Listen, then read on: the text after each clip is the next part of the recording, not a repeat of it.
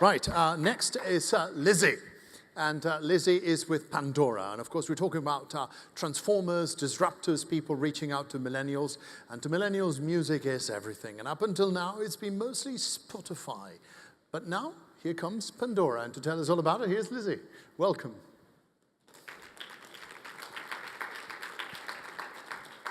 Thank you. Spotify? Really? Yes, yes, really? To compare it, to get started. Okay, show of hands. Who knows what Pandora is as a music company? Okay, perfect. I just wanted to make sure you didn't think I was selling jewelry today. So that can always trip me up sometimes. So thank you for having me. 8.5 years ago, I met Tim Westergren and fell in love with this product. For those of you that have your hands up, I'm sure you know what I'm talking about. But I always loved music. I had been in this digital business for a very long time. And to think that this passion I had for music and the idea of innovating and redefining a market and an entire space is something that I could get out of my job was something I was very excited about. So I'm going to talk a little bit about the history of us and what we're doing and show you a video at the end, so you get to stay awake for that. So before there was Pandora, there was the Music Genome Project. And if you don't know what that is or you haven't heard about it, it is the catalog that supports everything we do from a listener experience standpoint in terms of what's the very next best track you should hear. We have music analysts and data scientists and astrophysicists, and what they do is they're thinking about music relationship-wise. So if I love Sting, but I want to discover something new, how could we catalog music to understand what could be that next best song I could hear? So this team takes each track and we analyze up to 450 different attributes, and that becomes the Music Genome Project.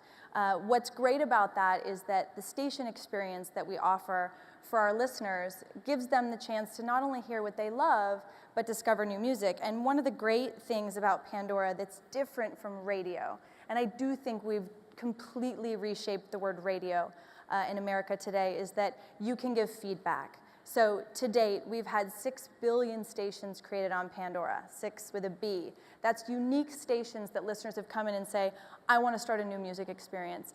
And we've logged just recently 46 million pieces of thumb feedback. So that's a thumb up or a thumb down on a song saying, I want more of that, or I want less of that. And so that's the Music Genome Project. And it's the core of who we are, and it's what makes us unique. It's powering the radio experience for us, and really reshaping the music industry in terms of this discovery radio-like experience. But you know, the thing with music is, and we learned this when we saw Napster, not a lot of people want to pay for it.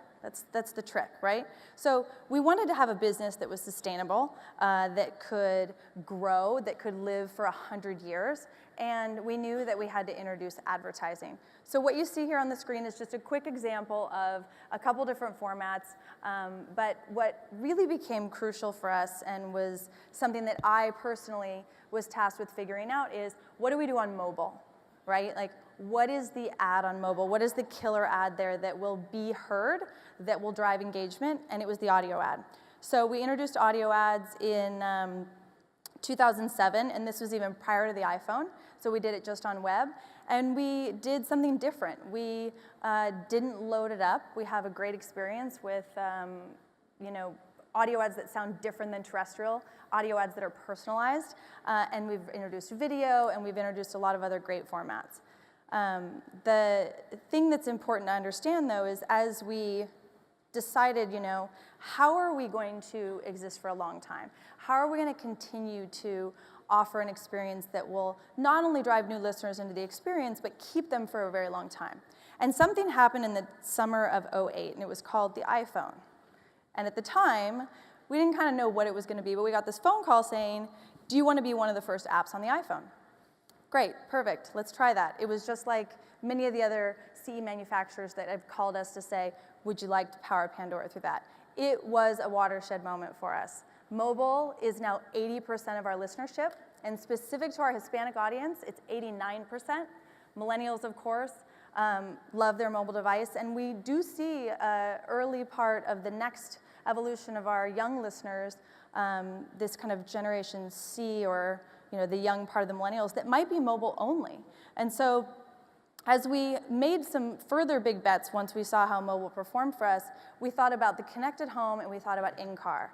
Today we are integrated natively, so if you have a car that we're integrated into, you might be able to thumb right on the steering wheel, which is really fun and safe at the same time. I have to add that in, just to say that.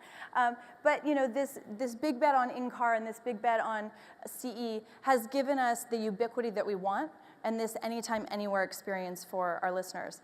We're now in over 1,000 CE devices in the home. We're in a refrigerator. I just heard recently there's a jacuzzi coming out with Pandora in it, which seems like a really great alignment. So go look that up. But you know, we haven't been without our competitors. You mentioned Spotify.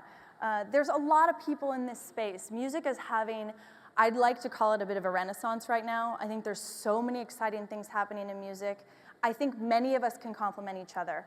I know how I use music. There's some songs I love. I want to listen to them on demand. I want to share them with my friends. But there's also those moments where I want a passive experience. I want to discover new music. I want to turn it on and let it do its thing. And you know, through the scope of the years you see here, you can see a lot of the guys that have jumped into the space. And we do think that we can all live in this space together. We all offer something unique. Our, again, Music Genome project is special. The way in which we program that listener experience is very unique. I'm sure you all will have your anecdotes about how you feel about Pandora. But we want to be here for the long haul, and we're going to continue to be what we are, which is investing in this radio experience that'll be the best in the world. So before I jump into the video that I brought to show you today, I want to talk a little bit about, you know, some of the highlights of our business. And you know, specific to millennials, I think it's so exciting that when you think about personalization, which is something that is so important to them. I was at Adweek actually earlier this week in New York, and personalization and engagement, all the rage, two of the most overused words probably in the entire week.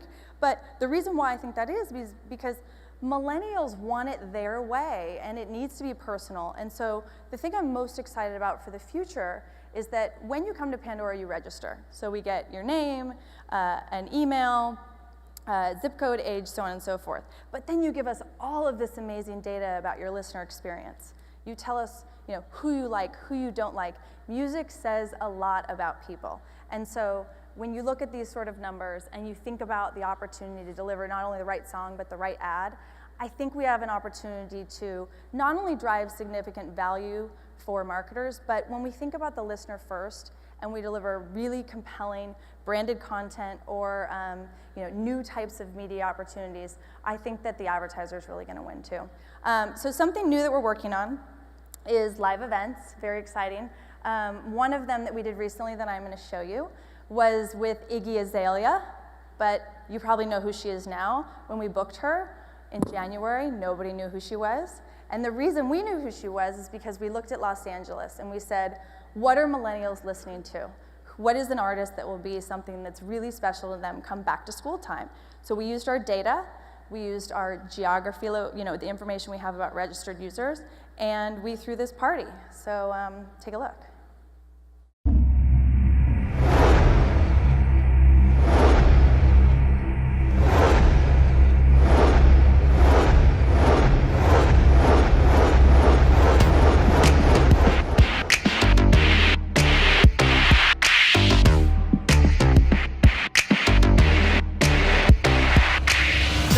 A really iconic landmark when people think and visit LA. So I think it's really cool that we have a gigantic stage here and we get to perform on it. Come on!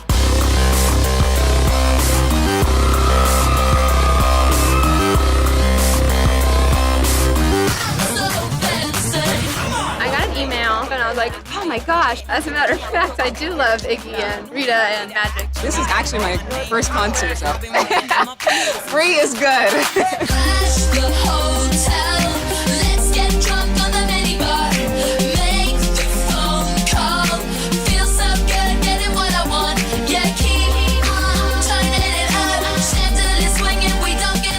Pandora, being a fan first and foremost, is a way I hear music that I've never even heard of. And I thumb up my own songs. Right. I'm sorry, I'm admitting it. But why wouldn't I, man?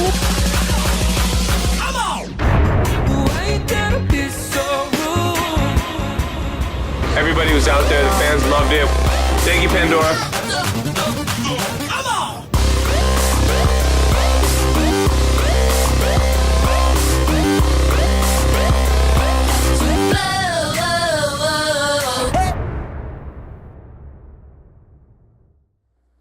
Thank you. So I just think, in closing, it's a really good example of how technology and personalization and data can bring together an event like that. I mean, that's how all of her fans ended up in one place. And I'm really excited about what the future of music holds for Pandora specifically, but also for brands and agencies that want to engage around this passion point.